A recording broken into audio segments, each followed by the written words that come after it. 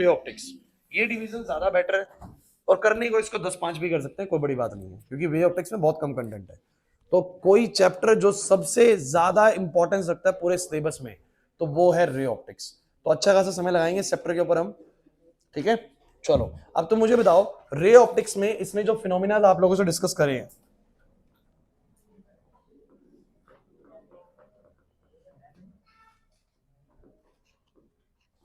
ये चैप्टर हमने लगभग कब अगस्त सितंबर के आसपास करा होगा वैसे शायद, क्योंकि मैंने बीच में शायद ईएमआई एसी से पहले करवाया था, मतलब बहुत पहले करा था। तो मैंने आप लोगों को इस चैप्टर के अंदर एक सिखाया रिफ्लेक्शन,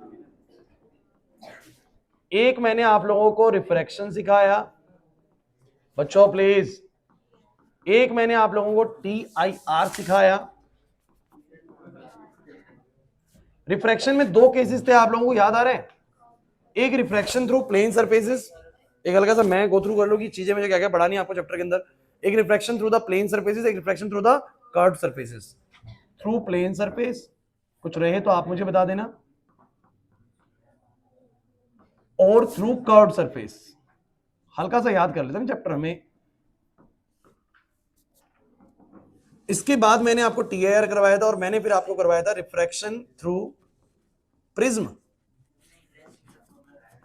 कोई दिक्कत नहीं है, उसको भी डाल देते हैं। तो lens makers formula, combination of lens, directly numerically आता है इसका। तो combination of lens and then I think optical instrument सीधा आता है ना।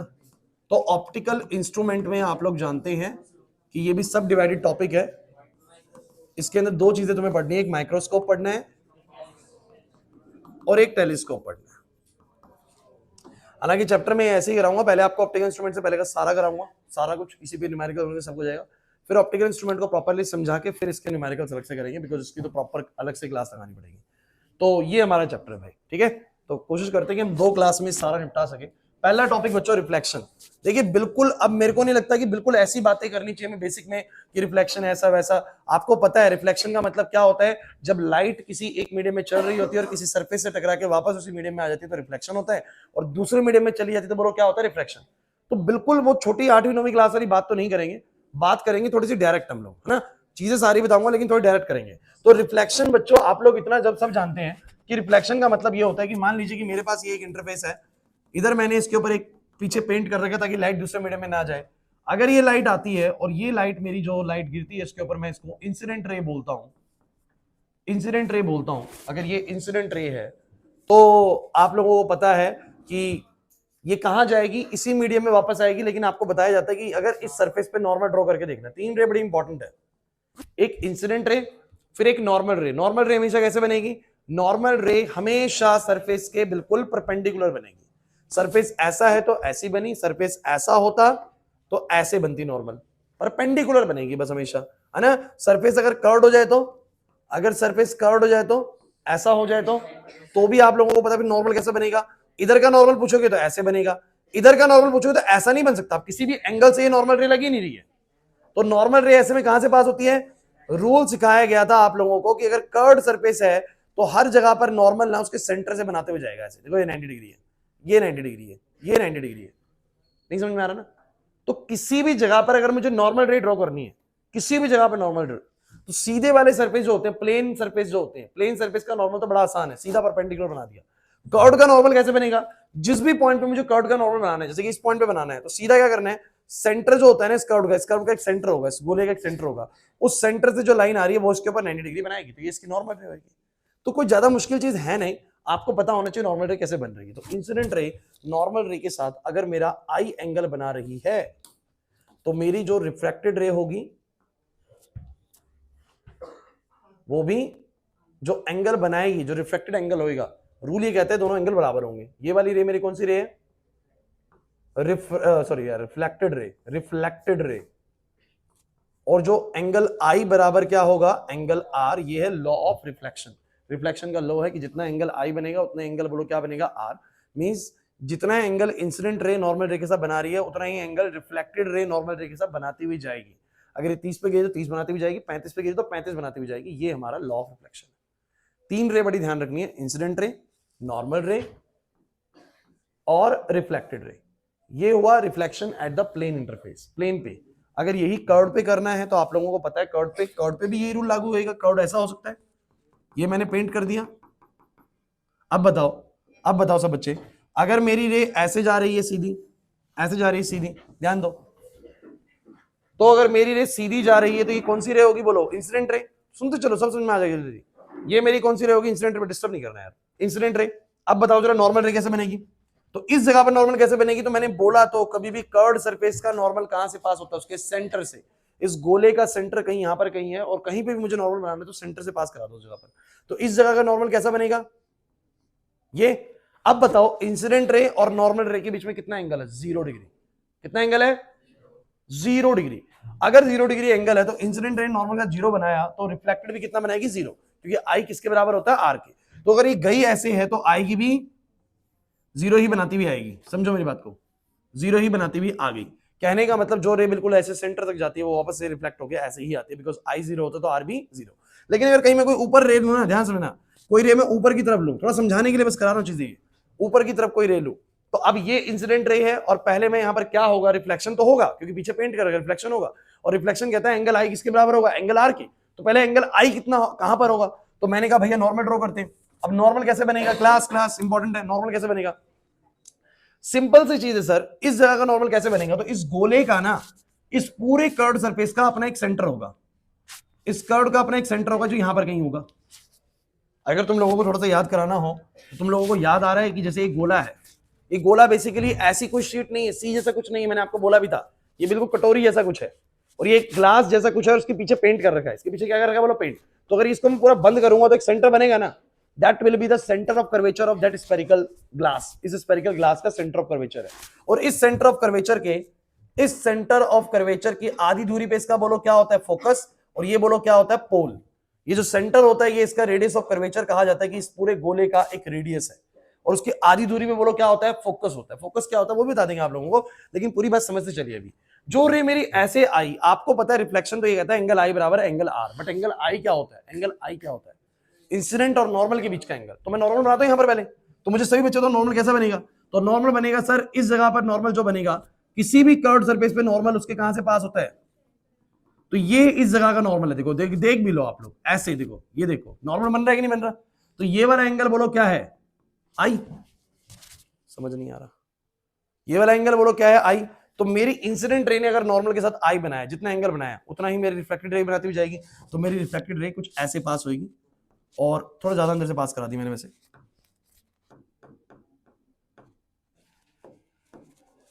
यहां पर कहीं ये पर आई है तो ये भी कुछ ऐसे करके पास होगा, कोई दिक्कत नहीं है। और ये मेरा एंगल बोलो क्या होगा? आर होगा। बस मैं ये समझाना चाह रहा हूं आप लोगों को कि रिफ्लेक्शन का लॉ सिर्फ प्लेन सरफेस के लिए नहीं है, कर्व्ड सरफेस के लिए भी रिफ्लेक्शन का लॉ वैसे ही काम करता है। एंगल आई बराबर क्या? Angle R. बस यहां पर आई और आर ड्रॉ होते हैं, नॉर्मल आपको ड्रॉ करना आना चाहिए, इधर भी नॉर्मल आपको ड्रॉ करना आना चाहिए। देखो एंगल आई बराबर एंगल आर ही मिलता है। बस इस जगह का नॉर्मल कैसे पास होगा? ऐसे पास होगा इसके सेंटर से। कुछ समझ में नहीं आ रहा? क्लियर है? तो कोई भी पैरेलल रे जो ऐसे करके पास होती है, ये वाला पॉइंट हम फोकस बुलाते हैं, ऐसे करके फोकस बुलाते हैं। तो देखो अभी जो पहला वाला टॉपिक है, मैं तुम्हें रिफ्लेक्शन में क्या समझाना चाह रहा हूं, मैं तुम्हें रिफ्लेक्शन में बस एक बात बताना चाह रहा हूं। लॉ ऑफ रिफ्लेक्शन कहता है एंगल आई किसके बराबर होगा? एंगल आर के। एंगल आई क्या होता है? इंसिडेंट रे ने नॉर्मल रे के साथ जो एंगल बनाया वो आई है, और रिफ्लेक्टेड रे ने नॉर्मल रे के साथ जो एंगल बनाया वो क्या है बोलो? आर। और ये दोनों एंगल बोलो क्या होंगे? बराबर। चाहे मेरा प्लेन इंटरफेस हो चाहे मेरा कर्व्ड इंटरफेस हो, दोनों पर हमेशा आई किसके बराबर होता है? आर। रूल वैसे ही काम करता है। नहीं है ये बात समझ में? अब कर्व्ड सरफेसेस पे जितने भी हमारे रिफ्लेक्शंस हुए, उसको लेके मैंने तुम्हें 2-3 बातें याद करवाई थी। मैं वर्बली ही बोलूंगा, लिखूंगा नहीं बोर्ड पे।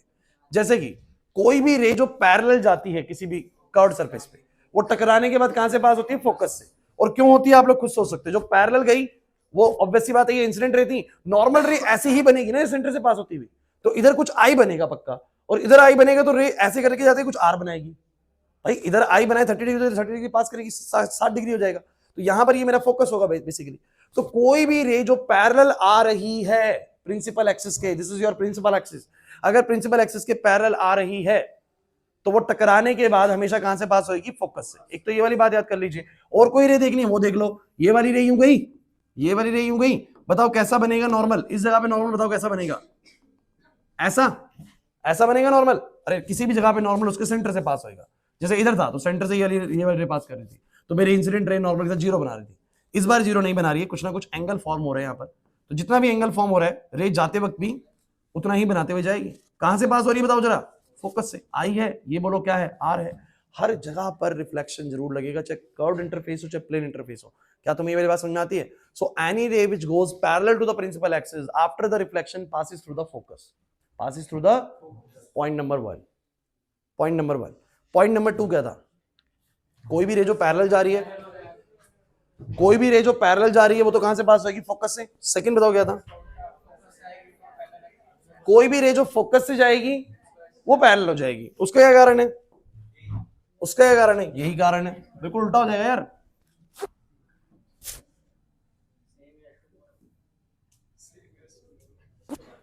कोई दिक्कत नहीं है, 10-15 मिनट लग जाएंगे इस चीज पे, लेकिन आपको ये चीज मैं एक्चुअली में किसी भी तरीके से कनकेव और कन्वेक्स के केसेस बनाने के लिए नहीं बता रहा।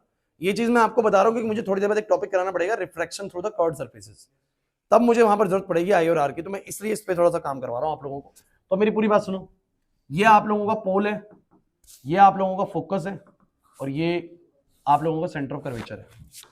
थोड़ा चेंज करते हैं। यहां पर कहीं पर सेंटर ऑफ कर्वेचर है, यहां पर कहीं पर फोकस है। अब कोई भी रे जो पैरेलल आ रही है बच्चों, कोई भी रे जो पैरेलल आ रही है, ऑब्वियसली बात है वो इंसिडेंट रे है और उसका नॉर्मल ऐसे बनेगा तो वो टकरा के ऐसे मुड़ेगी। ये तो समझ में आ गया, फोकस से जाएगी। बट कोई भी रे जो फोकस से जा रही है, खुद देखो फोकस से जाएगी, मान लो ऐसे गई, सोचो ऐसे गई कोई भी रे, अब ऐसे गई तो फिर दोबारा वही बात है, रिफ्लेक्शन तो होना है। तो टकराने के बाद कहां जाएगी? तो कहानी वही आती है, सर ये मान लो इंसिडेंट रे है, अब नॉर्मल रे ड्रॉ करो। फिर बताओ नॉर्मल रे कैसे ड्रॉ करोगे? तो उस जगह पर नॉर्मल रे उसके सेंटर से पास आएगी, क्योंकि इधर का नॉर्मल तो पक्का उसके सेंटर से पास हो जाता हुआ। बोला है कि नहीं? सो मैंने बोला सर विवन क्या। अब बताओ इंसिडेंट रे का ये वाला एंगल बोलो क्या है? आई। तो आफ्टर रिफ्लेक्शन जब ये पास होएगी तो उतना ही एंगल बनाएगी, तो बिल्कुल क्या हो जाएगी बताओ जरा? पैरेलल हो जाएगी। क्या हो जाएगी बोलो? तो अगर रे पैरेलल आई तो टकराने के बाद फोकस से पास होगी, और फोकस से गई तो बोलो क्या जाएगी? पैरेलल जाएगी। एक बात मैंने और सिखाई थी, सी से सी वाला सिखाया था। अगर कोई भी रे बच्चों बातें नहीं, ठीक है चलिए। तो अगर कोई भी रे सी से जा रही है, आप देखो इसको ना रटने की जरूरत नहीं होती है, तुम्हें खुद दिमाग लगाना है। अगर कोई रे सी से गई है तो रिफ्लेक्शन के बाद कहां जाएगी? तो आप कहते हैं सर मेरे दिमाग में तो एक रूल बैठा हुआ, आई बराबर आर होना चाहिए। आई बराबर क्या होना चाहिए? आर। और ये मेरी रे गई, अब नॉर्मल कहां से पास होगा? ऑब्वियसली बात है नॉर्मल भी यहीं से पास होगा, तो आई जीरो तो आर भी कितना? तो आई जीरो तो आर भी जीरो, तो ये यूं गई और यूं ही वापस आ जाएगी। तो कोई भी रे जो सेंटर ऑफ कर्वेचर से जाएगी वापस सेंटर ऑफ कर्वेचर पे आएगी। जो सीधी गई थी देखो याद करो, सीधी गई थी यूं करके, जो यूं गई थी बताओ नॉर्मल कैसे बनाते? नॉर्मल फिर ऐसे बनता है इस जगह पर, तो आई जीरो तो बोलो आर बी।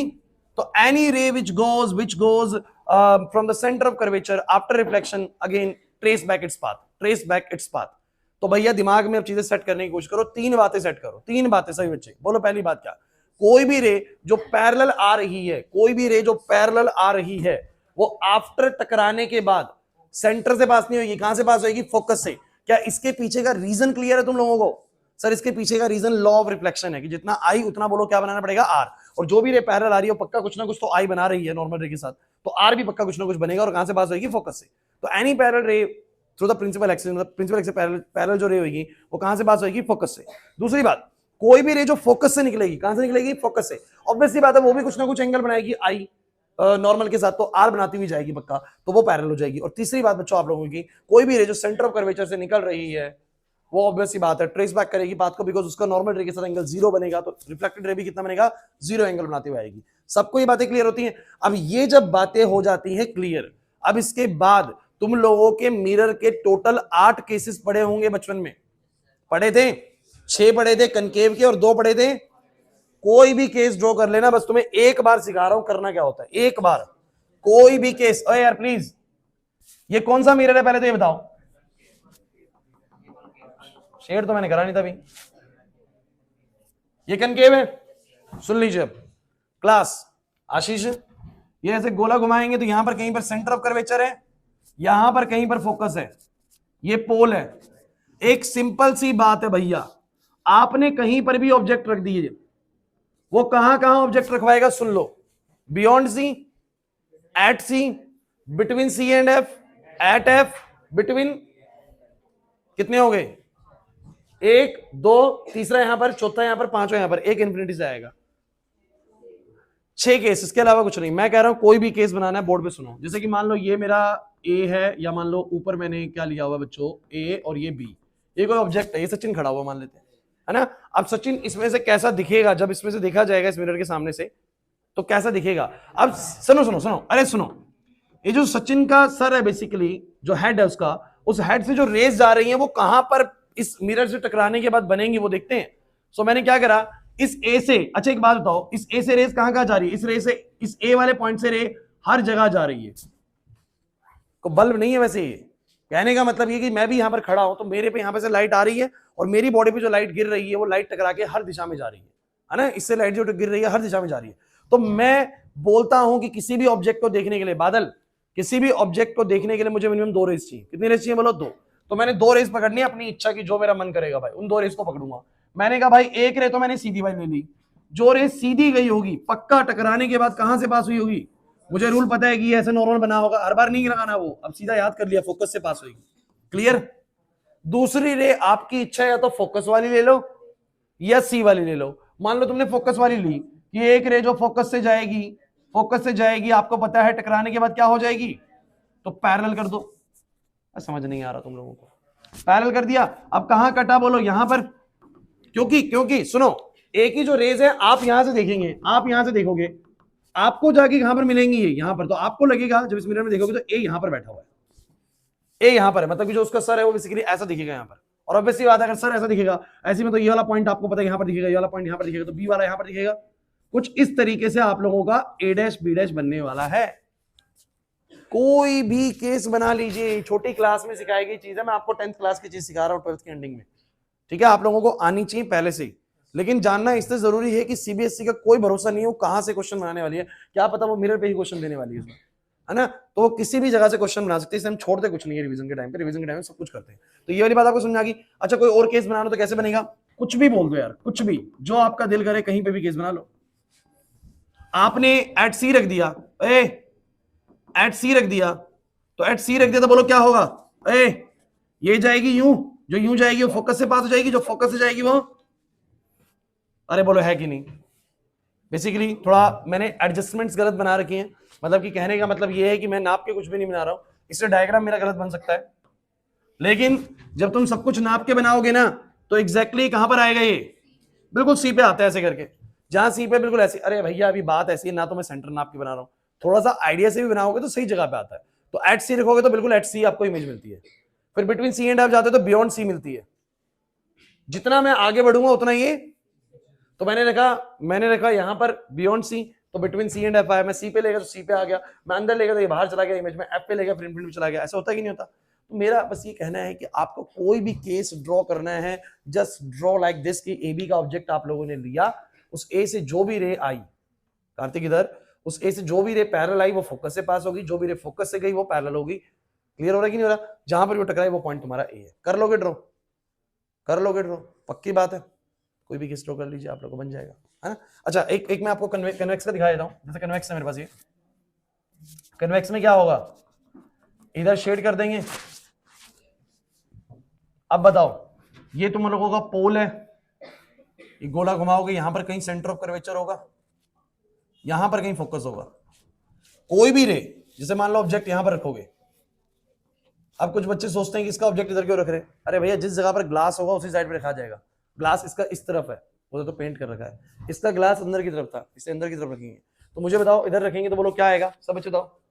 ये जो रे ऐसे जाएगी, रूल बिल्कुल सेम है सर, जो भी रे सीधी जाएगी वो फोकस से पास होगी। और अगर तुम्हें लगता हो कि इसका क्या कारण है तो तुम लोग ड्रॉ करके देखिए।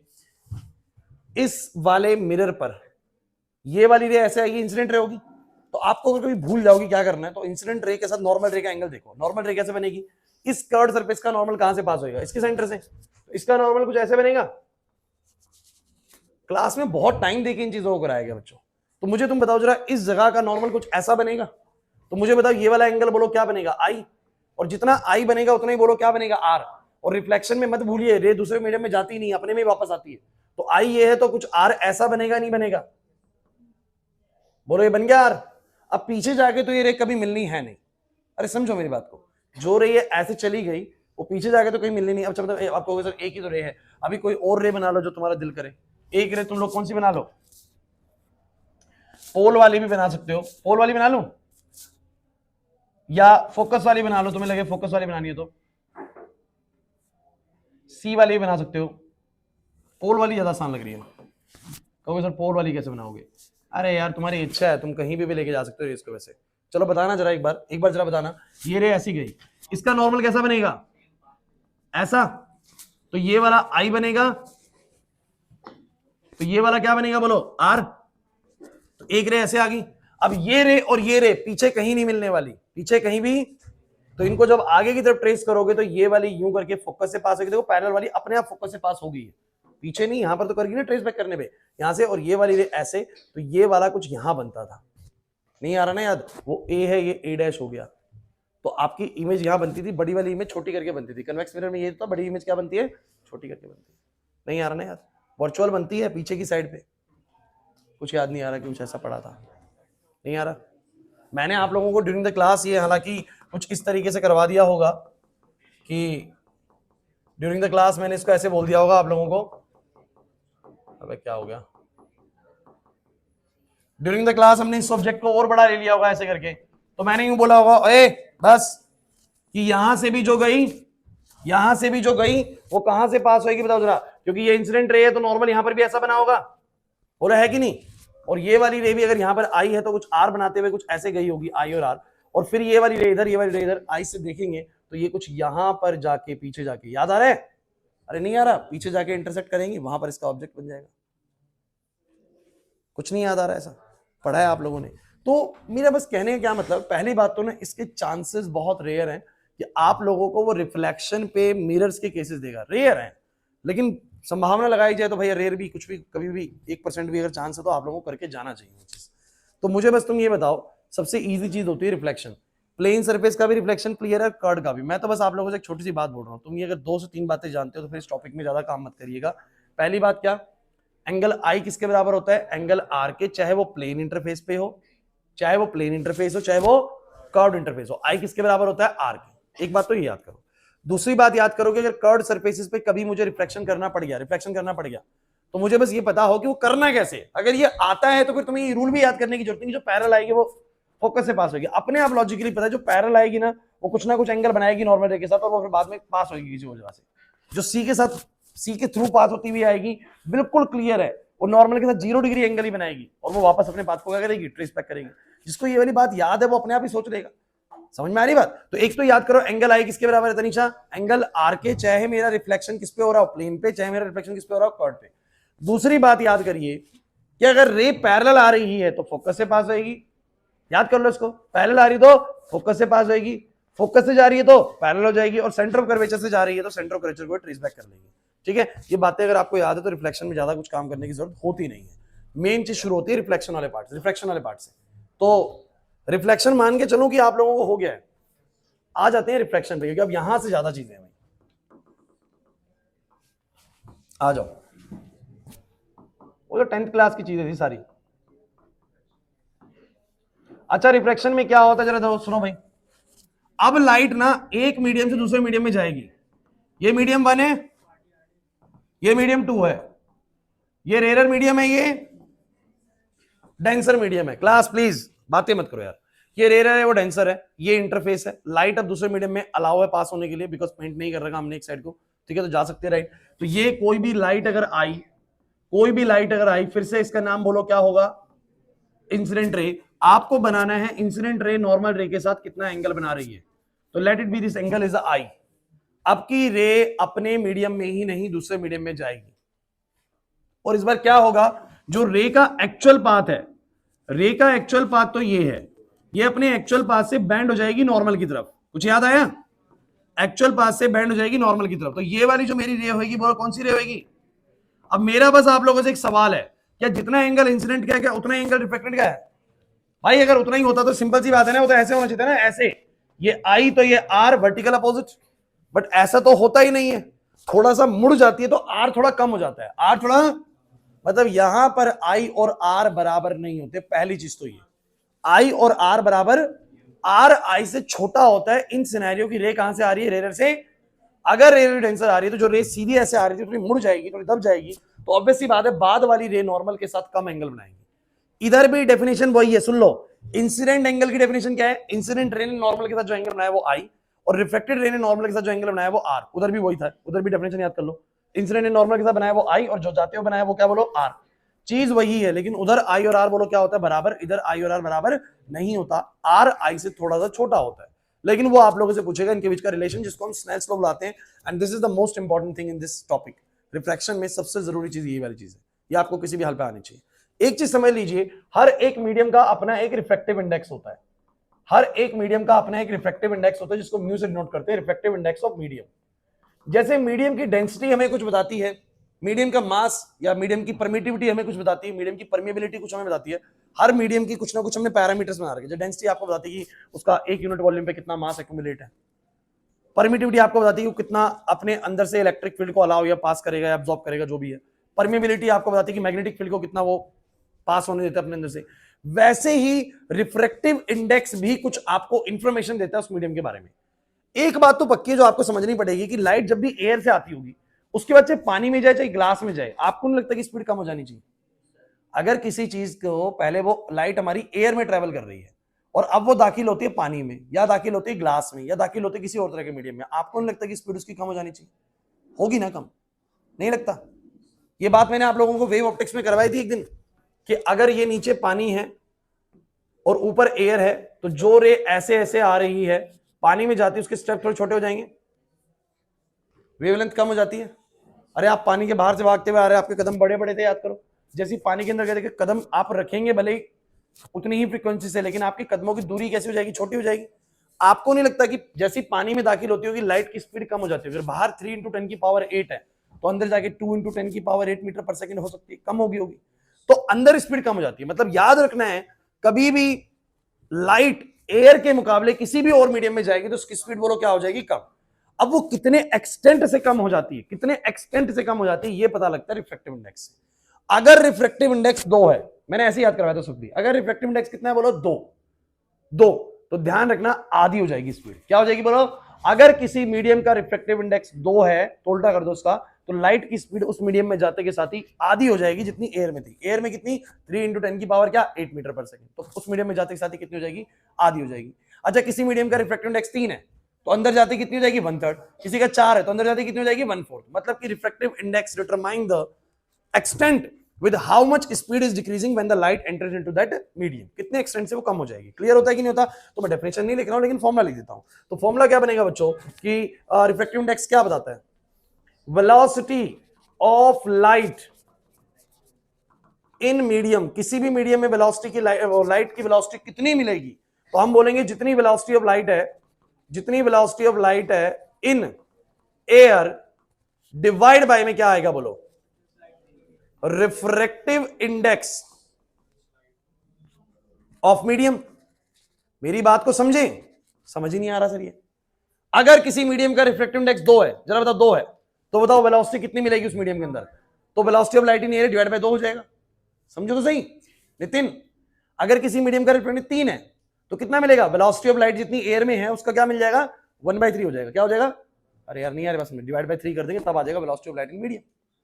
इसका मतलब बातें नहीं बोर्ड पे, जो velocity of light in medium है वो क्या मिलने वाला है? अगर तुम ऊपर वाले मीडियम को 1 बोल रहे हो, नीचे वाले मीडियम को बोलो क्या बोल रहे हो? 2 बोल रहे हो।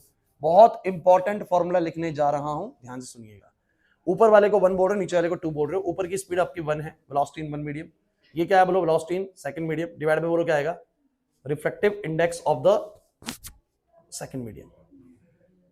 या आप लोग इसको थोड़ा सिंप्लीफाइड रखते हैं। सुनो velocity in the medium is nothing but it is c by mu।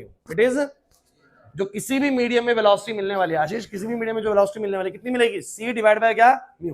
उस मीडियम का रिफ्रैक्टिव इंडेक्स डिसाइड करेगा c से कितना कम हो जाएगा। c/2 हो जाएगा, c/3 हो जाएगा, c/4 हो जाएगा। It totally depend on the refractive index of that particular medium. Clear हुआ? अब एक फाइनल बात सुन लीजिए जो बहुत जरूरी है। अगर मान लीजिए ये मेरा मीडियम 1 है, एक बात होगी क्लास में, ध्यान से सुनेंगे तो सब कुछ याद भी आ जाएगा आप लोगों को, भले ही कितना अच्छे से आप लोगों को आता है, लेकिन सुनिए जरूर। ये आप लोगों की लाइट यहां से आई, इसमें स्पीड इसकी v1 है, ये जो लाइट बाद में गई इसमें स्पीड इसकी v2 है। एक यहां पर v1 है, यहां पर बोलो क्या है, v2 है, यहां का रिफ्रैक्टिव इंडेक्स μ1 है, यहां का रिफ्रैक्टिव इंडेक्स μ2 है। मैं मान ही नहीं रहा ऊपर का मीडियम एयर है यार, एयर की बजाय मान लो कुछ और आ गया तो सी थोड़ा ना स्पीड होगी, फिर तो वहां पर स्पीड कुछ और होगी। तो मान लेते हैं बाहर स्पीड v1, अंदर स्पीड v2, अंदर का रिफ्रैक्टिव इंडेक्स μ2 और बाहर का रिफ्रैक्टिव इंडेक्स μ1। तो जो आपका इनका रेशियो होता है वेलोसिटीज का, वो सुन लीजिए फॉर्मूला कैसे काम करता है। फॉर्मूला काम करता है v1 बाय v2 उल्टा चलता है μ2 बाय μ1, उल्टा चलेगा। इसको याद कर लो, मैं बहुत बार न्यूमेरिकल्स में इस्तेमाल कराऊंगा, उस समय भूल मत जाना। अगर बाहर के मीडियम में स्पीड v1 है, अंदर के में v2 है, तो v1 बाय v2 का रेशियो कितना आएगा, μ2 बाय। अब सुन लो ये म्यू म्यू मैं बार बार क्या बोल रहा हूं आप लोगों को। अगर किसी मीडियम का रिफ्रैक्टिव इंडेक्स 3 है, इसका मतलब बोलो क्या है, 1/3 of the speed of light. 2 है तो 1/2 ऑफ द लाइट। और मिनिमम रिफ्रैक्टिव इंडेक्स किसका होता है, जो मिनिमम रिफ्रैक्टिव इंडेक्स होता है, तो हम लोग बोलेंगे एयर का जो म्यू होता है, एयर का जो म्यू होता है, मैं यहां पर लिख देता हूं, एयर का जो म्यू होता है वो 1 होता है। अब बाकियों का इससे ज्यादा ही होगा, एयर का या वैक्यूम का 1 होगा, बाकियों का इससे ज्यादा। तो वाटर का कितना होगा, बोलो वाटर का 2 मान लो। अरे याद करने के लिए बोल रहा हूं बस यार, मैं ऐसे ही मतलब समझाने के लिए। ग्लास का 3 हो गया, इसका क्या मतलब बोलो, इसका क्या मतलब है बोलो, एयर का तो 1 है, रिफ्रैक्टिव 1 का मतलब हो गया कि 1/1 मतलब सेम रहेगी, स्पीड ऑफ लाइट उतनी रहेगी।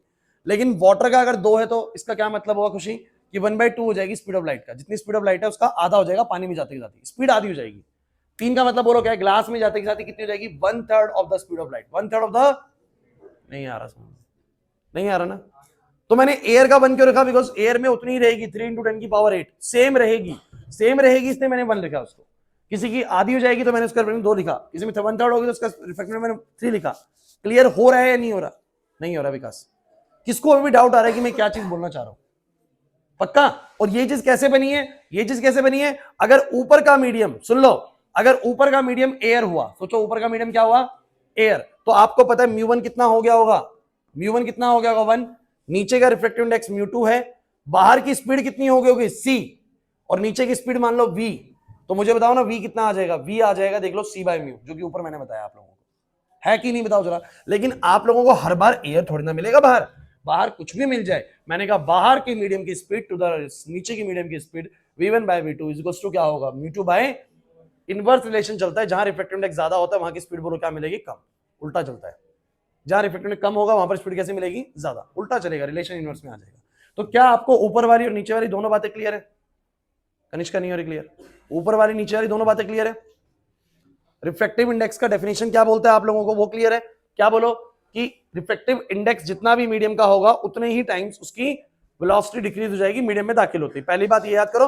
दूसरी बात, अगर मीडियम कोई और भी आ गए, 2 मीडियम, तो आपको ध्यान रखना v1/v2 का रेशियो μ2/μ1 के बराबर होगा। आगे बढ़ सकता हूं। अब आ जाइए वापस एक और चीज पे, जल्दी खत्म करेंगे इस चीज को। अगर ये एंगल I बना और ये एंगल R बना, बराबर तो नहीं है, बराबर तो इनके बीच का रिलेशन क्या है, तो कहते हैं कि जो साइन I डिवाइड बाय में साइन R है, ढंग से सुन लो, 50 बार बताने के बाद भी गलती होती है। Sine I by sine R मतलब उधर का साइन नीचे का साइन लेंगे। हमेशा जब sine I by sine R करोगे तो रिफ्रैक्टिव इंडेक्स दूसरे वाले का पहले आएगा और बाय μ1। ये मैं क्लास में भी तुम्हें बताया जा रहा था बार बार, जिस तरफ तुमने मतलब इसको रटो मत, I और R को रटो मत बिल्कुल भी, ऐसे बोलो जहां से आया हूं वहां का एंगल I, जिस तरफ जा रहा हूं वहां का R, मतलब sine I by sine R। तो पहले जिसका एंगल सही है ना sine I by sine R, refractive index में उल्टा लेना है, जिसमें गए उसका रिफ्रैक्टिव पहले लेंगे और जिससे आए उसका नीचे लेंगे भाई। क्लियर हुआ। तो sine I by sine R equals to μ2/μ1 का रिलेशन चलता है भाई। जैसे कि रिफ्लेक्शन में I बराबर R होता है, यहां पर I और R बराबर, यहां पर I और R के बीच में क्या रिलेशन होता है, sine I by sine R equals to μ2/μ1। अब समझने के लिए मान लो इसका रिफ्रैक्टिव इंडेक्स 3 है और उसका 1 है, तो सीधा क्या हो जाएगा, साइन I की वैल्यू साइन R की वैल्यू के साथ 3:1, मतलब साइन I जो है वो 3 टाइम्स होगा किससे बोलो, साइन R से। ऐसे चलता है। यहाँ पर कितना बड़ा है वो तो हमें पता है बड़ा है, लेकिन कितना बड़ा हो गया तो वो पता लग जाएगा μ2/μ1 से, μ2/μ1 से। तो वैल्यू पुट कर देंगे, आंसर आ जाएगा यार। क्लियर होता है कि नहीं होता, कि अगर वो 3 है और ये 1 है तो sine I is actually 3 times of sine R। अब वो बोल दे कि बताओ रिफ्रैक्टिव एंगल तो इतना, बताओ इंसिडेंट कितना है, तो R बता देगा, इंसिडेंट निकाल लूंगा, क्या दिक्कत है, मुश्किल लगेगा वो चीज। अच्छा, लेकिन एक आखिरी बात इसमें से, रिफ्रैक्शन में से, तो बेसिक रिफ्रैक्शन की बातें सारी खत्म हो जाएंगी हमारी। अगर मेरी लाइट रे डेंसर से रेयर में जा रही है, डेंसर से रेयर में, बेसिक बातें सारी खत्म होने वाली है बस। डेंसर से रेयर में जा रही है, तो कोई भी रे मेरी यहां से गई, this is our incident ray, this angle is, class please, this angle is i. अब ये आई यहां से हो गया ना, इंसिडेंट रे तो ये होगी। अब ये सीधी जानी तो चाहिए थी, बट जब डेंसर से रेयर जाती है तो it goes away from the normal, it goes. इस बार अगर तुम लोग आर देखोगे कि नॉर्मल के साथ कितना एंगल बनाया, तो वो आर जो है ना वो आई से बड़ा है, आर जो है वो आई से, अगर यार सीधी जाती तो ये आर होता, लेकिन आर अब तुम्हें दिख रहा है कि थोड़ा और बड़ा हो गया, तो इस बार आर बड़ा होता है आई से।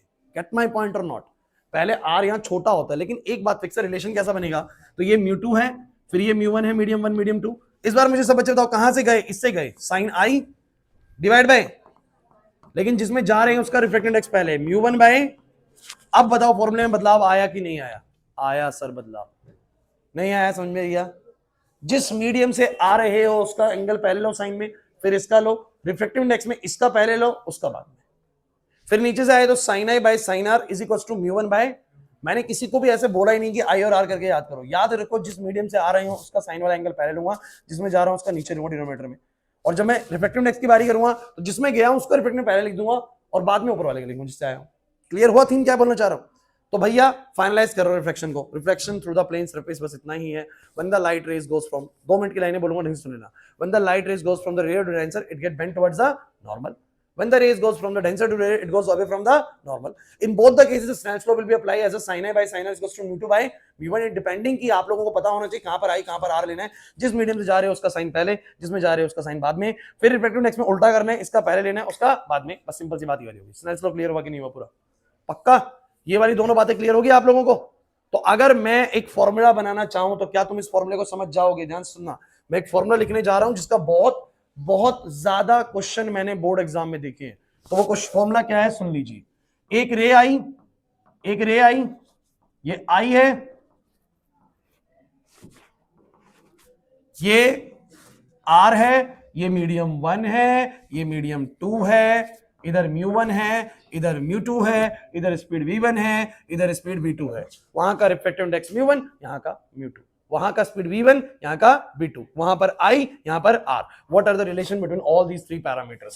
Sir sine i to the sine r बड़ा इंपॉर्टेंट है, बोल रहा हूं याद कर लीजिएगा।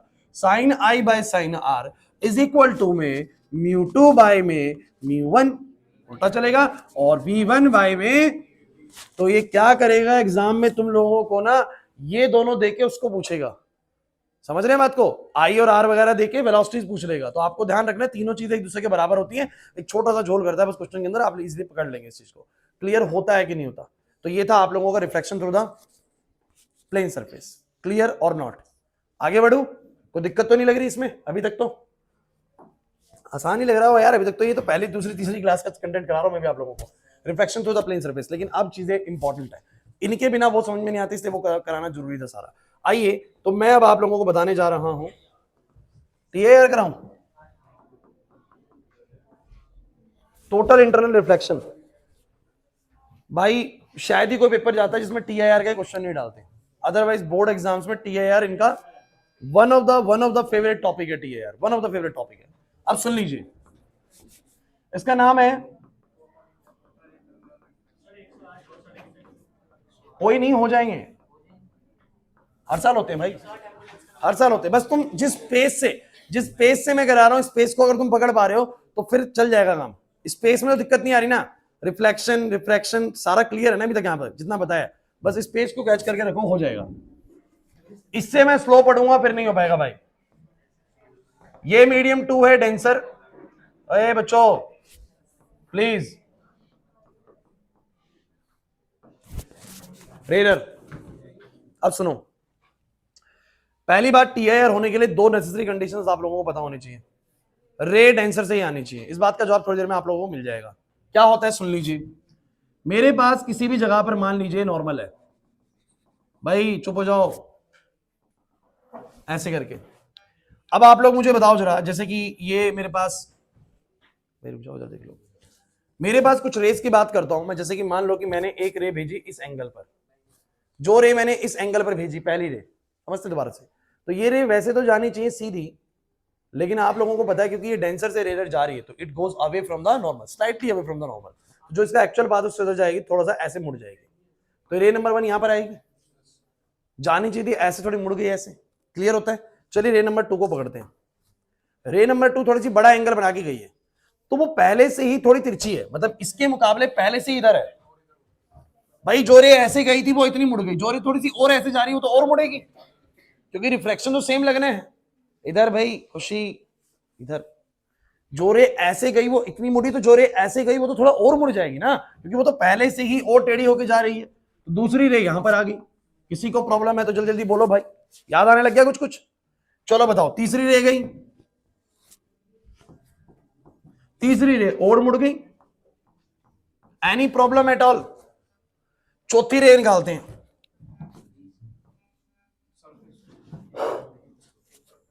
चौथी रे ऐसे गई, and this is the most important ray. अच्छा, what we are doing, we are actually increasing the incident angle, we are actually increasing the incident angle. और धीरे धीरे जब मैं इंसिडेंट एंगल बना रहा हूं तो रे थोड़ी सी और तिरछी हो जा रही है, और वो जब और मुड़ेगी तो एक ऐसा समय भी आएगा कि एक रे, नितिन, एक रे ऐसी होगी कि जब उसका इतना इंसिडेंट एंगल यहां पर बन जाएगा, मतलब ऐसा कुछ इंसिडेंट एंगल आएगा जरूर बढ़ाते बढ़ाते, कि जब हमारी रे दूसरे मीडियम के सरफेस को ग्रेस करती हुई जाएगी, ग्रेस करते हुए मतलब स्पर्श करते हुए जाएगी ऐसे। ऐसे में अगर मैं आप लोगों से पूछूं कि दूसरे मीडियम में एंगल ऑफ रिफ्रैक्शन कितना बना, बड़ा इंपॉर्टेंट है। एंगल ऑफ रिफ्लेक्शन क्या होता है? रिफ्रैक्टेड रे ने कितना एंगल बनाया दूसरे मीडियम में। यार ये वाला एंगल देखो पहले इतना था, फिर येलो वाली के लिए थोड़ा और बढ़ गया, बातें नहीं यार, ब्लू वाली के लिए थोड़ा और बढ़ गया, और ग्रीन वाली के लिए तो ये रिफ्लेक्टेड एंगल पूरा कितने का है बोलो? 90 डिग्री का। क्या होता है reflected angle? Reflected ray normal के साथ जो एंगल बना रही है वो रिफ्लेक्टेड एंगल होता है। तो पहले रिफ्लेक्टेड रे का 90 नहीं बन रहा था, धीरे धीरे धीरे धीरे अब जब इंसिडेंट एंगल बनाने लगा तो एक ऐसा केस आया जब रिफ्लेक्टेड एंगल कितना हो गया? 90 डिग्री। और दिमाग अब ये भी कह रहा है कि जब मैं जितना इधर जा रहा था रे ऐसे मुड़ती गई, और अब ये ऐसा पॉइंट आ चुका कि अगर मैं इसके बाद और ज्यादा इधर जाऊंगा तो रे अब इतनी मुड़ेगी कि वो इसी मीडियम में आ जाएगी। बोलो है कि नहीं? समझ ही नहीं आ रहा सर, समझो इस बात को। मैंने जब पहली रे ली वो मुड़ी, लेकिन वो दूसरे मीडियम में गई, रिफ्लेक्शन हो गया। दूसरी वाली को थोड़ा और तिरछा करके भेजा, थोड़ी और मुड़ी, अभी भी दूसरी मीडियम में। तीसरी वाली को भेजा, अभी भी इसी मीडियम में। लेकिन आपको पता लग रहा है जितना मैं इधर से भेजूंगा मुड़ने के बाद वो और ज्यादा इधर आएगी। बोलो क्लियर है कि नहीं? रितिका बात समझ में आ रही है? तो एक ऐसा इंसिडेंट एंगल आया डेंसर मीडियम में जब मेरी दूसरे मीडियम में रे ग्रेस करती हुई गई। क्या करती हुई गई? ग्रेस करती हुई गई उस सरफेस को। क्लियर यहां तक की बात? नहीं आ रही बात समझ में? और ये बड़ा इंपॉर्टेंट एंगल है एक्चुअली। इस एंगल को हम लोग बोलते हैं क्रिटिकल एंगल। क्या बोलते हैं इसको? सबकी नजरें बिल्कुल बोर्ड पे हो, क्योंकि ये बहुत जरूरी चीज चल रही है इस समय। तो ये वाला एंगल क्रिटिकल एंगल है, मैं इसको लिख देता हूं किसी चीज से। तो ये मेरा इंसिडेंट एंगल बच्चों, इसको मैंने इस स्पेशल इंसिडेंट एंगल को क्रिटिकल एंगल बोला। बहुत बच्चे कंफ्यूज होते हैं, बाद में क्लास के पूछते सर मेरे को क्रिटिकल एंगल समझ में नहीं आ रहा। अरे भाई ये जो क्रिटिकल एंगल है, सुनो, एक इंसिडेंट एंगल को ही क्रिटिकल एंगल बोल रहे हैं, बट कौन से वाला इंसिडेंट एंगल को? मैंने जब 10 डिग्री करा इंसिडेंट एंगल, नहीं उसको क्रिटिकल नहीं बोल रहा। 20 करा नहीं, 30 करा, उसको भी क्रिटिकल नहीं बोल रहा, क्योंकि तब तक तो रे रिफ्लेक्ट कर रही है। लेकिन 40 डिग्री करते के साथ ही मैंने पाया कि रे ग्रेस कर गई। ये वाला स्पेशल एंगल है, इसको मैं क्या बोल रहा हूं? बोलो इंसिडेंट। इसी इंसिडेंट एंगल को मैंने दूसरा नाम भी दे दिया, बोलो क्या? Critical angle. मैंने कहा कि क्रिटिकल एंगल कुछ और नहीं है, ये भी क्या है? बोलो इंसिडेंट एंगल ही है, बट ये उस टाइम का इंसिडेंट एंगल है जब मेरी रे दूसरे सरफेस को बोलो क्या करती हुई जाती है? ग्रेस। And why it is named as a critical point. Critical angle क्यों नाम दिया इसको? क्रिटिकल क्यों है? इतना जरूरी क्यों है ये? क्योंकि सर इसके बाद अगर आपने कोई 5वीं रे भेजी ना, तो कुछ सोच के देखिए, जब ये वाली रे यहां तक आ गई थी तो 5वीं रे तो अपने ही मीडियम में वापस आएगी। तो ये वाला एक स्पेशल इंसिडेंट एंगल है, बिकॉज इसके बाद तो कोई भी रे जाएगी वो सबकी सब अपने ही मीडियम में आएंगी। मतलब क्या होगा? रिफ्लेक्शन। क्या होगा? और इससे पहले तक की जितनी भी रेस थी, इससे पहले तक की जितनी भी रेस थी, वो क्या कर रही थी? बोलो रिफ्रैक्शन। तो ये वाला तो एक स्पेशल एंगल होगा ना, 40 डिग्री तो बड़ा स्पेशल पॉइंट हो गया आप लोगों का, कि इंसिडेंट एंगल की 40 डिग्री वाली वैल्यू बड़ी स्पेशल हो चुकी है। 40 डिग्री से छोटे तक ये वाले में क्या हो रहा है? बोलो रिफ्रैक्शन। और 40 के बाद बोलो क्या हो रहा है? रिफ्लेक्शन। इसलिए 40 डिग्री बड़ा इंपॉर्टेंट पॉइंट हुआ। क्लियर हुआ कि नहीं हुआ? इसको बोलते हैं क्रिटिकल एंगल। क्या बोलते हैं इसको? तो भैया एक तो आप लोगों का इस टॉपिक के अंदर ना, क्रिटिकल एंगल बहुत इंपॉर्टेंट चीज है, मैं इसको लिखवा दूंगा, चिंता मत करिए। सुनिए, 5वीं रे कहां जाएगी पहले वो बात कर लेते हैं। 5वीं रे नाजिया, 5वीं रे ऐसे गई। अब ऑब्वियसली बात है, जब चौथी रे ही यहां तक आ गई तो 5वीं तो अंदर आएगी, और जब अंदर आएगी तो अपने ही मीडियम में आने का मतलब रिफ्लेक्शन नहीं हो रहा। क्या हो रहा है? रिफ्लेक्शन। और रिफ्लेक्शन तो ये कहता है, हाँ भाई आयुष, रिफ्लेक्शन ये कहता है कि जितना आई उतना, तो अगर इसका मैं आई नापूं, इसका मैं आई नापूं तो नॉर्मल के साथ इतना आई, तो इतना ही बोलो क्या बनाएगी आर। तो मान लेते हैं पांचवी यहां आई, पांचवी से ज्यादा समझ में नहीं आता, छठी वाली रे में समझ में आएगा कुछ आप लोगों को। तो छठी रे मान लो ये आई छठी रे, ध्यान देना ये आई छठी रे। अब सिक्स्थ रे जो आई उसका इंसिडेंट एंगल और बड़ा है, देखो इंसिडेंट एंगल और बड़ा है, तो जब वो रिफ्लेक्ट होती भी जाएगी तो और बड़ा रिफ्लेक्टेड एंगल बनाएगी, मतलब छठी रे यहां पर आएगी, सिक्स्थ रे यहां पर आएगी। समझे कि नहीं समझे? पांचवी यहां पर छठी ऊपर, ये समझ में नहीं आया? नहीं आया समझ में? क्योंकि सिक्स्थ रे का इंसिडेंट एंगल ज्यादा बड़ा है तो रिफ्लेक्टेड एंगल भी क्या होगा, बड़ा, क्योंकि यहां पर अब रिफ्लेक्शन चल रहा है। क्या चल रहा है बोलो? रिफ्लेक्शन। तो जितना बड़ा आई उतना बड़ा आर। और सातवीं रे मान लो ऐसी जा रही है, ऐसी जा रही है सातवीं, तो सातवीं भी कुछ ऐसी ही जाएगी। मतलब कि मुझे भाई कहानी समझ में आ गई, मेरे को एक कहानी समझ में आ गई। जब भी रेज डेंसर से कहां जाती हैं, रेयर में, तो कोई गारंटी नहीं है कि रिफ्रैक्शन ही होगा। रिफ्रैक्शन भी हो सकता है, रिफ्लेक्शन भी हो सकता है। ये डिपेंड करता है कि मेरी इंसिडेंट एंगल की वैल्यू क्रिटिकल एंगल को क्रॉस कर चुकी है या नहीं। अगर मेरे इंसिडेंट एंगल की वैल्यू क्रिटिकल एंगल से छोटी चल रही है, अगर मेरे इंसिडेंट एंगल की वैल्यू क्रिटिकल एंगल से छोटी चल रही है, आई अभी भी क्रिटिकल से छोटा है, तो बोलो क्या होगा? रिफ्रैक्शन होगा। क्या होगा? अगर इंसिडेंट एंगल क्रिटिकल एंगल से बड़ा हो चुका है, बड़ा हो चुका है, इंसिडेंट एंगल क्रिटिकल से बड़ा हो चुका है, तो होगा TIR, इसको बोलते हैं टोटल इंटरनल रिफ्लेक्शन। और अगर इंसिडेंट एंगल क्रिटिकल एंगल के एग्जैक्टली बराबर है तो हम बोलते हैं बच्चों रिफ्रैक्शन ही होगा, रिफ्रैक्शन ही तो हुआ। और ऐसे में एंगल आर की वैल्यू कितनी होती है? 90 डिग्री होती है। इस वक्त पर 90 डिग्री होती है। समझ नहीं आ रहा? कुछ क्लैरिटी है इस टॉपिक को लेकर? फिर से याद आ गया? सब कुछ पढ़ा हुआ आप लोगों ने, याद आ जाएगा गारंटेड। जब बताऊंगा चीजें याद आ जाएंगी। अगर तुमने क्लास में एक बार ढंग से सुना था तो सब कुछ याद आ जाएगा, बस याद ही कराना है आप लोगों को। तो आई छोटा सी से क्या होगा? आई बड़ा होगा सी से तो क्या होगा? और आई बराबर होगा सी के तो क्या होगा? और ये क्रिटिकल एंगल क्या होगा? तो हम बोलेंगे it is that value of incident angle, it is that value of incident angle. मैं बार बार वही बात कह रहा हूं कि क्रिटिकल एंगल कुछ और चीज नहीं है। बोलो क्या होता है? इंसिडेंट एंगल ही क्रिटिकल एंगल है, बट एक स्पेशल टाइम के इंसिडेंट एंगल को ही क्रिटिकल एंगल बुलाया गया। So it is that value of incident angle for which the angle of refraction in other medium is 90 degree. The angle of refraction in the other medium is 90 degree. उस वाले incident angle को हम critical angle बोलते हैं। जब दूसरे medium में reflected angle कितना बनने लग जाए? 90 डिग्री, तो हम उस इंसिडेंट एंगल की वैल्यू को बोलो क्या बोल देते हैं? क्रिटिकल एंगल बोल देते हैं। और अगर इंसिडेंट की वैल्यू क्रिटिकल से बड़ी होगी तो क्या होगा? Reflection, TIR। और छोटी रही तो बोलो क्या होगा? रिफ्लेक्शन। सबको समझ आया या नहीं आया? पक्की बात है? सोच लीजिए, 1 मिनट टाइम ले लीजिए, इसको देख लीजिए तसल्ली से। 1 मिनट टाइम ले लो, फिर से क्वेश्चन भी कराऊंगा अभी।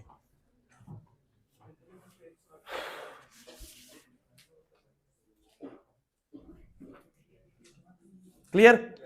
मल्टीपल टाइम्स एग्जाम में क्वेश्चन पूछा गया है, मल्टीपल टाइम्स। इतना आसान क्वेश्चन पूछ लेते हैं, कहते हैं कि नेसेसरी कंडीशन क्या है TIR के लिए? तो एक तो ray must go from denser to rare. Ray denser से रेयर ही जानी चाहिए, डेंसर से रेयर ही जानी चाहिए। रेयर डेंसर में कभी TIR नहीं हो सकता। कि सोचो कि जो से आ रही हो वापस अपने में चली जाएगी, तो कभी नहीं जा सकती। करके देख लो कभी भी। एक छोटा सा लॉजिक में समझ में आ जाएगा, एक छोटे सा लॉजिक में समझ में आ जाएगा। जो भी रे ऐसे आई, वो ऑब्वियस सी बात है, वो तो और अंदर चली जाती है ना मीडियम की। अब थोड़ी सी और भी भेजूंगा तो भी वो मुड़ेगी, और बिल्कुल ऐसे भी भेज दूंगा, इतना बड़ा इंसिडेंट एंगल बना के भेज दूंगा, तो भी वो मुड़ के इसी मीडियम में जाएगी। तो कभी भी रे अगर रेयर से डेंसर में आ रही है तो वो कभी भी वापस अपने मीडियम में नहीं आ सकती, बिकॉज वो हमेशा इस मीडियम में घुस जाती है। बोलो क्लियर होती है नहीं होती? बिल्कुल कितना मर्जी बड़ा एंगल बना के ले आओ, वो इस मीडियम में ऐसे बैंड हो जाएगी। लेकिन ये वाली रेज आपको पता है ऐसे भेजते हैं, लेकिन थोड़ा सा इस तरफ को झुकाव रखते हैं अपने मीडियम की तरफ, तो एक ऐसा जरूर एंगल आएगा जब वो अपने मीडियम में वापस एंट्री मार लेगी। क्लियर हुआ कि नहीं हुआ? क्लियर हुआ कि नहीं हुआ? तो ये आपको पता होना चाहिए कि ray must go from the denser to the rare. Rare denser में कभी नहीं हो सकता। दूसरी बात आपको याद रखनी है, incident angle must be greater than the critical angle. TIR अगर चाहते हो तो इंसिडेंट एंगल की वैल्यू क्रिटिकल एंगल से बड़ी हो जानी चाहिए। अगर उससे बड़ी नहीं है अभी तक तो क्रिटिकल एंगल नहीं आएगा, मतलब TIR नहीं होगा। क्लियर हुआ या नहीं हुआ? प्रियांशु बातें मत कर, बहुत जरूरी टॉपिक चल रहा है, तुम्हें अंदाजा भी नहीं है इस टॉपिक के ऊपर वो कहां से न्यूमेरिकल निकाल रहा है। बहुत अच्छे अच्छे न्यूमेरिकल्स बनाता है, और आप लोग सारी बातें सुनोगे तो ही कर पाओगे। बिल्कुल भी ओवर कॉन्फिडेंट मत होइए कि आप लोगों को TIR आता है, ये आपकी गलत फहमी है। क्वेश्चंस आएंगे तब आपको पता लग जाएगा। तो मुझे तुम बताओ, ये बात समझ में आ गई? चलो अगली चीज सुनो। TIR में और क्या इंपॉर्टेंट चीज ध्यान रखनी है, ये मेरा डेंसर मीडियम है, ये मेरा रेयर मीडियम है। कुछ बहुत जरूरी चीज बोलूंगा बच्चों बोर्ड पे, अब ये है वो चीज जिसके ऊपर CBSE घुमाती है बच्चों को।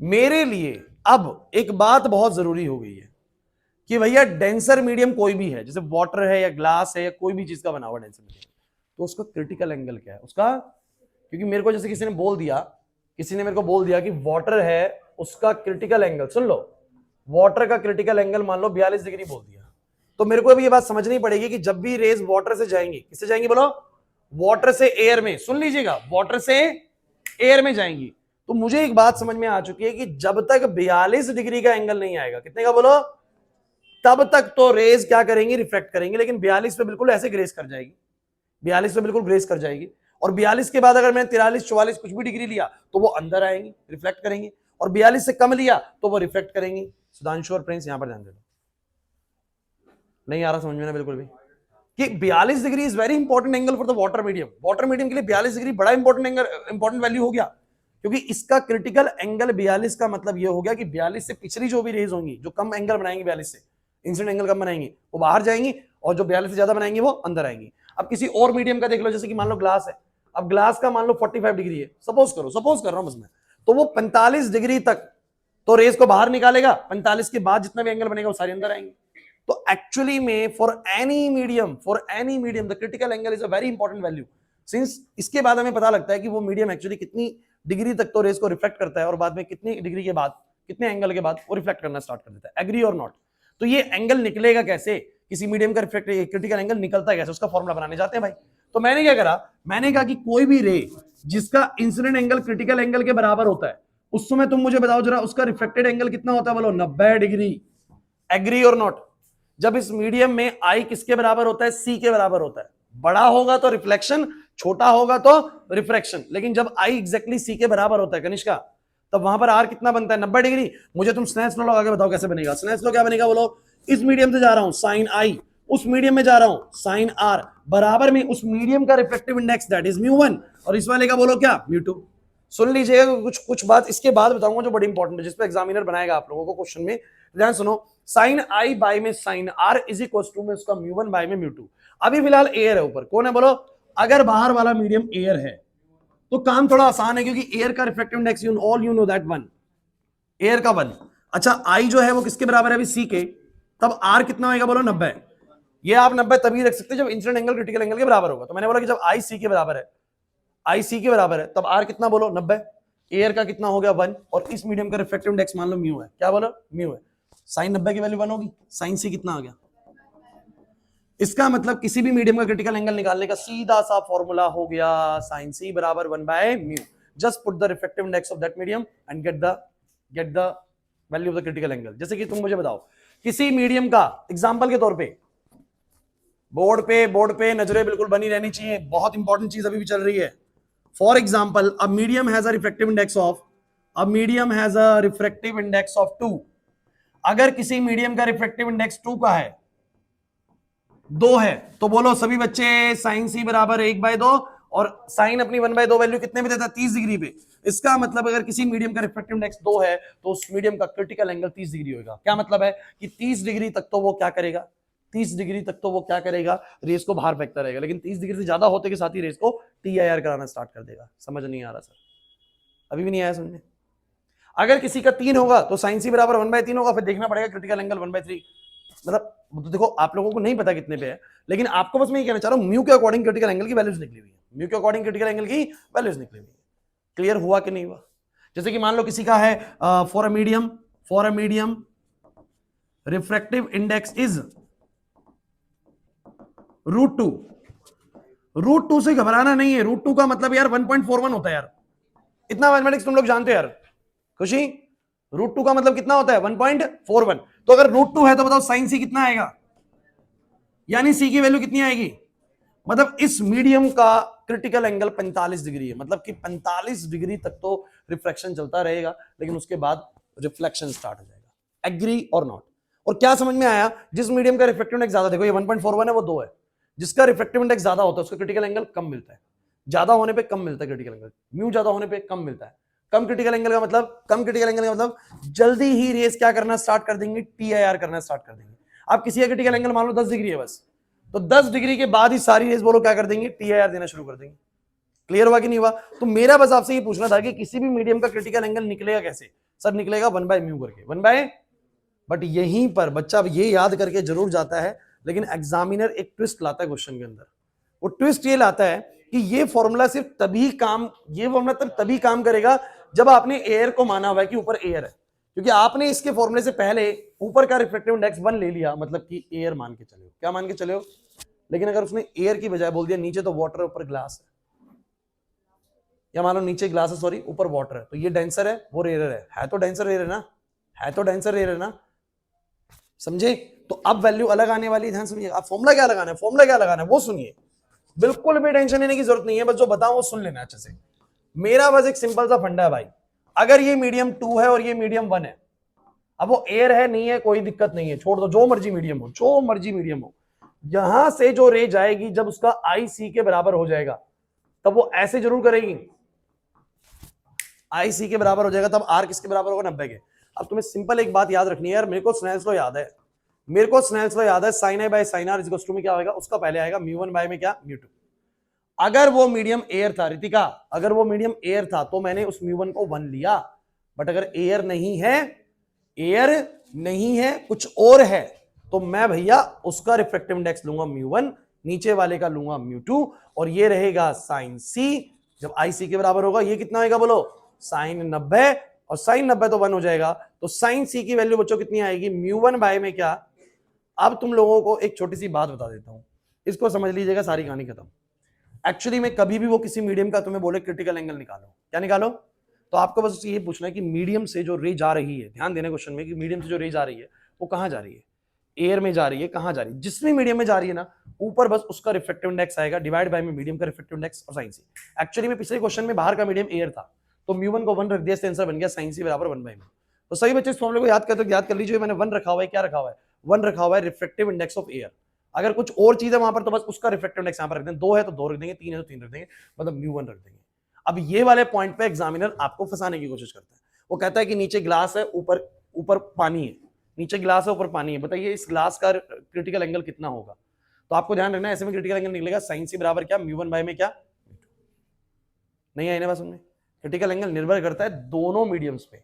एक और क्वेश्चन बन जाएगा, क्रिटिकल एंगल की वैल्यू क्या सिर्फ इस मीडियम पर निर्भर करती है या उस पर भी निर्भर करती है? तो क्रिटिकल एंगल की वैल्यू दोनों मीडियम से निर्भर करती है, दोनों मीडियम डिसाइड करेंगे क्रिटिकल एंगल का वैल्यू कितना बनने वाला है। क्लियर हुआ या नहीं हुआ? तो आपको क्या sin C का ये वाला बात समझ में आ गया? अगर सेकंड वाला बात समझ में आ गया तो बात बन जाएगी भाई, क्योंकि तुम्हें ध्यान रखना ये फॉर्मूला तब बना है जब मैंने μ1 को 1 मान लिया। अगर μ1 मेरा 1 नहीं है, एयर नहीं है, कुछ और है, तो मुझे वहां पर 1 नहीं लेना, मुझे कुछ और लेना है। क्लियर हो रहा है? और ये चीज जब हम MTG करेंगे तब आपको ज्यादा क्लैरिटी मिलेगी इस चीज को लेकर। क्लियर हुआ या नहीं हुआ? सोच लो। अब तुम एक बार TIR की तरफ पूरी नजर डालो, क्योंकि ये टॉपिक बहुत जरूरी है भाई। तो TIR तुम लोगों को समझ में आया कि नहीं आया, ये बताओ सचिन। क्लियर हो रहा है? देखो नॉन स्टॉप चलेंगी चीजें, इस समय जब रिवीजन क्लासेस चलेंगी थोड़ा बोरियत भी आएगी अगर आप लोगों को टॉपिक आता होगा तो, लेकिन करना पड़ेगा, क्योंकि मैंने बोला ना कुछ जगह पर ऐसा आएगा, अब मैं इधर छोड़ दूं इन चीजों को, फिर मेरे को अगली जगह पे छोड़नी पड़ेगी, और वहां तुम कहोगे सर यहाँ करा दो, फिर वो मैचिंग बन नहीं पाती। कुछ बच्चे कहते हैं सर वो करा दो, कुछ कहते हैं मत कराओ, तो हमें कराना पड़ता है। इसलिए मेरे को तो बल्कि आसानी है, अगर तुम ये कहो कि सर हम रे ऑप्टिक्स खुद पढ़ आएंगे, आप क्वेश्चन करा दो, मेरे को तो आसानी है, मेरा समय बचेगा, मैं सीधा MTG स्टार्ट करूंगा और क्वेश्चंस करा दूंगा आप लोगों को। कितना आसान हो जाएगा मेरे लिए काम भी आसान होगा, मैं जल्दी भी करा दूंगा। लेकिन फिर आधे से ज्यादा बच्चे को जब मैं TIR करा रहा होता हूँ, मैं बोलता हूँ देखो ऐसा होगा, तो फिर वो ऐसे कहते हैं सर ठीक है होता होगा, होता नहीं होगा। अब आपने पढ़ लिया है तो थोड़ा सा ये होता है कि उन आधों में से और आधे ऐसे क्लियर हो जाते हैं जिनको ये चीज याद हो जाती है, फिर से कुछ होगा तो फिर कुछ होता ही नहीं है, चाहे कुछ भी कर लो। तो ये वाली बात समझ में आ गई आप लोगों को? अब अगली चीज सुनो, इसी से रिलेटेड मैं नया टॉपिक नहीं करा रहा, अब नया नहीं करा रहा। एक बहुत ही फेमस क्वेश्चन है इस टॉपिक से, बहुत ही ज्यादा फेमस क्वेश्चन है, वो आप लोगों को देखो। अब एक बात तो याद कर लो, याद करो, ओए TIR कब होगा? पहली बात, रेज कहां से जाएंगे, डेंसर से रेज, तभी होगा, उससे पहले नहीं होगा। दूसरी बात, इंसिडेंट एंगल की वैल्यू क्रिटिकल एंगल से बड़ी होनी चाहिए। कितना पॉइंट? अब मैं आप लोगों को बताने जा रहा हूं एक क्वेश्चन जो मैंने, हालांकि प्रिज्म से थोड़ा सा रिलेटेड है, लेकिन आप लोगों को आ जाएगा समझ में क्योंकि हमने टीआर पढ़ लिया है। तो बोर्ड पे सुनिएगा, अरे रुक जाओ, ध्यान दो। आप लोगों को मैं एक चीज क्लियर कर दूं कि आगे चल के ना एक टॉपिक आएगा, रिले स्कैटरिंग एक्सपेरिमेंट। आप लोगों को याद है मैंने जब आप लोगों को बताया था प्रिज्म से कोई भी रिफ्लेक्शन होता है तो आप लोगों की जैसे व्हाइट लाइट गिरती है, सुन लीजिएगा, बहुत जरूरी चीज बता रहा हूं, कल भी बताऊंगा ये चीज। व्हाइट लाइट गिरती है तो व्हाइट लाइट में सातों कलर होते हैं, विबग्योर विबग्योर। और आपको पता है कि जब लाइट, ऑब्वियसली बात है, रेडियो डेंसर में जा रही है, अच्छा इधर रेडियो डेंसर में जा रही है, किसी ग्लास मीडियम में जा रही है, तो रे मुड़ेगी, रे मुड़ेगी, बेंड टुवर्ड्स द नॉर्मल होगी, bend towards the ray goes from the radio denser तो bend towards the normal, normal normal नहीं बना रहा लेकिन बैंड होगी, क्या होगी, बैंड होगी। रिले ने ये पाया कि एक्चुअली में सारे कलर के ऊपर जो बैंडिंग की जो ताकत लगेगी, जो बैंडिंग उसके ऊपर होगी, जो पावर ऑफ बैंडिंग होगी, उस सबका एक जैसा नहीं होता। उसने पाया कि जो म्यू होता है ना, वो अलग अलग तरीके से काम करता है अलग अलग वेवलेंथ ऑफ लाइट पे। कहने का मतलब जिनकी वेवलेंथ ज्यादा होती है उन पे म्यू का एक्शन थोड़ा कम काम करता है। मतलब कि जैसे लाल रंग है, उसका वेवलेंथ ज्यादा है तो उसके लिए म्यू डिफरेंट बनेगा। इसी मीडियम का म्यू, इसी प्रिज्म का म्यू बोलेगा लाल के लिए तो बिहेव करेगा मान लो 3, और अगर ब्लू जाएगी तो ब्लू की वेवलेंथ कम होती है तो उसका म्यू करेगा और ज्यादा, तो उसके लिए काम करेगा 3.5। इसीलिए सुनिएगा मेरी बात को ध्यान से, जो पावर ऑफ बेंडिंग होती है ना कि लाइट कितनी मुड़ेगी वो डिपेंड करती है म्यू पे, पावर ऑफ बेंडिंग डिपेंड करती है म्यू पे, और म्यू इनवर्सली प्रोपोर्शनल होता है बोलो किसके, वेवलेंथ के। तो भैया जिसका म्यू ज्यादा होता है वो ज्यादा मुड़ेगी, वो ज्यादा मुड़ेगी, और जिसका म्यू कम होगा वो कम मुड़ेगी। मेरी बात को समझने की कोशिश करें, नहीं आ रहा दोबारा बोलना। लाल रंग की वेवलेंथ सब बच्चे बताओ क्या होती है, ज्यादा, तो उस पर म्यू कैसा काम करता है, कम, और म्यू कम तो पावर ऑफ बेंडिंग भी क्या, कम। इसका मतलब व्हाइट लाइट में सातों कलर होते हैं, लेकिन उन सातों को जब मोड़ने की बारी आती है तो रेड सबसे कम मुड़ता है, रेड सबसे कम मुड़ता है, और वॉयलेट सबसे ज्यादा मुड़ जाता है। इसीलिए तो रेनबो बनता है। रेनबो के बनने का कारण क्या है कि एयर में बारिश आने के बाद हवा में बहुत सारे वाटर ड्रॉपलेट्स हैं जो कि एक प्रिज्म की तरह, ग्लास की तरह काम करते हैं। तो जब व्हाइट लाइट उसमें दाखिल होती है ना, तो व्हाइट लाइट के सातों कलर को जब वो मोड़ने की कोशिश करते हैं तो सातों को बराबर नहीं मोड़ता। यही रिले का एक्सपेरिमेंट है कि सातों को बराबर नहीं मोड़ता, वो सबको ऊपर अलग अलग पावर लगाता है, सबके लिए म्यू अलग अलग तरीके से काम करवाता है। अरे भाई मुझे तुम ये बताओ ना कि दूसरे मीडियम में रिफ्लेक्टेड एंगल कितना बनेगा, ये किस बात पर निर्भर करता है, ये निर्भर करता है कि इस मीडियम का रिफ्लेक्टेड इंडेक्स कितना काम कर रहा है। सुनिए थोड़ा डीप करने इसको, कितना रिफ्लेक्टेड एंगल बनेगा दूसरे मीडियम में, ये इस बात पर निर्भर करता है कि इस मीडियम का रिफ्लेक्टेड इंडेक्स कितना काम कर रहा है। और वो यहां पर क्या कह रहा है, कह रहा है कि हर कलर के लिए म्यू अलग एक्शन दिखाता है अपना। जिसका म्यू ज्यादा होता है, जिस कलर का वेवलेंथ ज्यादा होता है उसके लिए म्यू कम वैल्यू दिखाता है, मतलब उसके लिए म्यू कम काम करता है। तो पावर ऑफ बेंडिंग भी क्या होगी उसके लिए, कम। मतलब रेड को सबसे कम मोड़ेगा और वॉयलेट को सबसे, क्योंकि वॉयलेट की वेवलेंथ कम है तो म्यू ज्यादा होगा, और पावर ऑफ बेंडिंग भी क्या होगी, ज्यादा होगी, तो वॉयलेट सबसे ज्यादा मुड़ेगा। समझ आती है मेरी बात। तो रिले की ये बात मैं आपको लास्ट क्लास कल भी बताऊंगा, लेकिन आप लोगों को अभी पता लगी। अब मैं तुमने क्वेश्चन क्या देने वाला था, क्वेश्चन सुनो क्या। वो आपको बोलता है, वो आपको क्या बोलता है, सुन लीजिए। मेरे पास एक प्रिज्म है, मेरे पास एक प्रिज्म, बहुत क्वेश्चंस होते हैं इसके और मैंने करवाए भी दोस्तों, मेरे को याद आ रहा है। ये 90 डिग्री है, ये 45 डिग्री है। वो बोलता है कि यहां से 2 रेज आ रही है। बच्चों प्लीज, एक रे नंबर 1, एक रे नंबर 2, दोनों का कलर अलग है। बच्चों प्लीज, दोनों का कलर अलग है, रे नंबर 1 और रे नंबर 2 दोनों का कलर अलग है। कहता है रे नंबर 1 के लिए, फॉर रे 1 रिफ्रैक्टिव इंडेक्स, फिर वही बातें, refractive index is 1.45 and for रे 2 रिफ्रैक्टिव इंडेक्स इज 1. या इसको 1.5 कर देता हूं एंड इसको 1.25 कर देता हूं। Trace the path of rays. बस ये लास्ट हमारा आज का क्वेश्चन। कह रहे रे नंबर 1 के लिए म्यू कितना काम करेगा, बोलो सब बच्चे, 1.5, और रे नंबर 2 के लिए कितना काम करेगा। आप कहेंगे सर ऐसा कैसे हो सकता है, तो भाई रिले ने यही तो बोला कि जब भी कोई रेस जाती है तो उनकी वेवलेंथ के हिसाब से म्यू काम करेगा। अगर वेवलेंथ ज्यादा है तो म्यू कम करेगा एक्शन, और वेवलेंथ कम है तो म्यू ज्यादा करेगा एक्शन। दोनों रेस की वेवलेंथ अलग हुई, दोनों अलग अलग कलर की जा रही होंगी, तो म्यू अलग अलग काम करेगा। तो कह रहा है बताओ इनका ट्रेस करो पाथ, ये कैसे जाएंगे उसके अंदर से। भैया रेयर से डेंसर जा रहा है, आप एंट्री दिलवाइए, रेयर डेंसर में जाते हो क्या होता है बोलो, आपको पता है बेंड टुवर्ड्स द नॉर्मल होता है, अरे ये तो पता है ना। लेकिन अभी ध्यान समझिएगा कि अगर मेरे पास इस प्रिज्म में, ध्यान देना भाई, ये 45 डिग्री है, चलिए पहले वाली रे को मैं अंदर लेके आ रहा हूं, ये रही रे नंबर 1। अच्छा रे नंबर 1 जब इस सरफेस को दाखिल होएगी, ध्यान समझिएगा यार, अच्छा क्वेश्चन है बहुत। तो मुझे तुम बताओ जरा, जब ये रेयर डेंसर जाएगी, रेयर से डेंसर जाएगी, तो आपका रूल क्या कहता है कि पहले तो नॉर्मल रे के साथ एंगल देखो कितना बन रहा है। तो मुझे बताओ जरा नॉर्मल रे कैसी बनेगी खुशी, इस सरफेस के साथ नॉर्मल रे कैसी बनेगी, अरे इस सरफेस का नॉर्मल ऐसे बनेगा। तो आई कितना है बोलो, 0।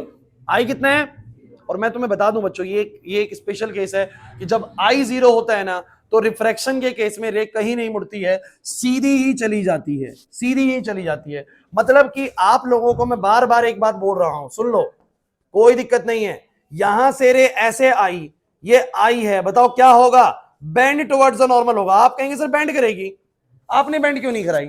अरे भैया अगर कोई रे बिल्कुल इंसिडेंट एंगल 0 बनाती हुई आ रही है, कितने बनाती हुई आ रही है, 0, सीधी आ जाए, ऐसे बिल्कुल सीधी आ जाए, नॉर्मल के साथ ही आ जाए, ऐसे आ जाए, तो फिर वो ऐसे ही चली जाती है, मतलब आई 0 तो आर भी 0। और आप कहेंगे सर ऐसे क्यों, तो भैया sine I by sine r का सबने क्या फॉर्मूला पढ़ा है, म्यू2 बाय, एक काम करता हूं साइन आर को अलग से निकालता हूं, बताओ कितना आएगा, साइन आर को निकालूंगा तो बोलो कितना आएगा, म्यू1 बाय में म्यू2 टाइम्स ऑफ साइन आई। अब तुम सब बच्चे बताओ, तुम्हारा ऐसे आते हुए जब नॉर्मल रे के साथ बिल्कुल पैरेलल आएगी तो इंसिडेंट एंगल कितना होगा, 0। और अगर आई 0 हो गया तो साइन 0 0 हो गया, मतलब साइन आर की वैल्यू 0 होगी, मतलब आर की वैल्यू भी साइन 0 रिजल्ट 0 पे देता है, तो आपका आर भी 0 हो गया। मतलब कि अगर इंसिडेंट एंगल 0 है तो रिफ्लेक्टेड एंगल भी क्या होगा, अगर वो बिल्कुल पैरेलल आ गई नॉर्मल रे के साथ तो बिल्कुल पैरेलल ही चली जाएगी। अदर केसेस में वो बैंड भी करेगी और अब भी होगी, डिपेंडिंग की डेंसर आ रही है या डेंसर से रेयर आ रही है। याद हुआ, तो जो रे सीधी परपेंडिकुलरली दाखिल होती है, परपेंडिकुलर सीधी चली जाती है। अब सुनो, लेकिन अब बताओ सेकंड टाइम पे, अरे 2-3 मिनट लगने, अब सुनो, सेकंड टाइम पे रे अब डेंसर से रेयर जा रही है, क्या जा रही है, अब जब डेंसर से रेयर जाएगी तो आप कहोगे या तो बाहर निकल जाएगी, या तो बाहर निकल जाएगी, या बोलो क्या दे जाएगी, TIR। और ये इस बात पर निर्भर करता है कि यहां का बना हुआ आई, बादल, यहां का बना हुआ इंसिडेंट एंगल क्रिटिकल एंगल से बड़ा बना या छोटा बना। तो उसके लिए कैसे कैलकुलेशन करेंगे, आइए 2 मिनट लगेंगे बस। तो यहां का नॉर्मल बताओ सब बच्चे, अरे यहां का नॉर्मल बताओ, तो यहां का नॉर्मल ऐसा, अरे ये सरफेस तो नॉर्मल ऐसा यार, तो मुझे बताओ ये वाला एंगल कितना, तो सिंपल मैथमेटिक्स से 45 है, 90 है तो ये भी 45 है, और ये 90 है तो ये भी 45 है, और ये पूरा नॉर्मल तो 90 डिग्री है, तो ये वाला कितना हो गया। तो मेरा इंसिडेंट एंगल सब बच्चे बताओ कितना है, मेरा इंसिडेंट 45 है। यहां पर कोई पता नहीं कैसे बना, सर अरे यार ये 45 तो वो 45, क्योंकि 90 है ना, और फिर ये भी 90 ही है तुम्हारा, तो ये वाला 45 और ये पूरा 90 है तो ये वाला भी 45। समझ रहे बात को, इंसिडेंट एंगल रे नंबर 1 के लिए 45 है। अब सोचना ये है कि क्रिटिकल से बड़ा है या छोटा है। तो मैं क्या करूंगा, आइए, तो मैं बोलूंगा फॉर रे नंबर 1, सभी बच्चे फॉर रे नंबर 1, सभी बच्चे बताओ क्रिटिकल एंगल की वैल्यू क्या निकलेगी, बोलो 1/μ से, क्योंकि एयर में ही जाना है यार, 1/μ लगाइए। और मुझे बताओ जरा सब बच्चे म्यू कितना है रे 1 के लिए, 1.5, तो साइन सी की वैल्यू आ गई 1/1.5। कुछ बच्चे कहें सर मुझे कैसे पता लगा क्रिटिकल एंगल है कितना, कुछ नहीं करना तुम्हें, नहीं सॉल्व नहीं करना है, सॉल्व नहीं करना। यहीं पर मुझे बताओ उसका साइन आई कितना है, सब बच्चों साइन आई कितना है, साइन 45, साइन 45 कितना बोलो, √2 बोलो कितना।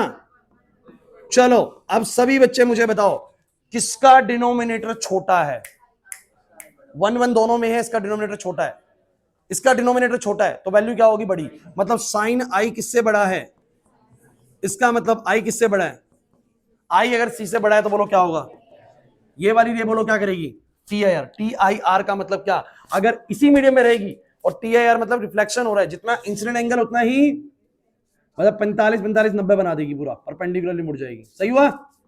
अब बताओ क्लास, अब क्या है, ये रहा नॉर्मल। अब तो आई 0 बन रहा है तो आर भी बाहर निकल जाएगी।